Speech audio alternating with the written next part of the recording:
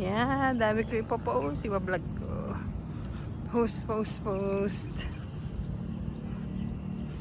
Dami mga ipil-ipil dito. Ang ganda lang. Ang panahon hindi masyado mainit.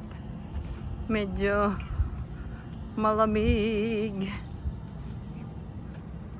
Napakalawak pala talaga guys ng Philippine Arena, no? Ay nako, grabe ang laki. Sobra.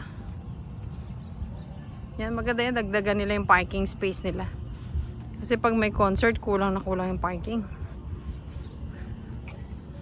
Naalala ko noon, yung nag-attend kami ng concert. Sobrang hirap mag-park. Kaya guys, tip ko, kung attend kayo dito ng mga concert, maaga pa nandito na kayo. Kahit ang concert, alas 7 ng gabi, dapat mga kahit 10 AM nandito na kayo.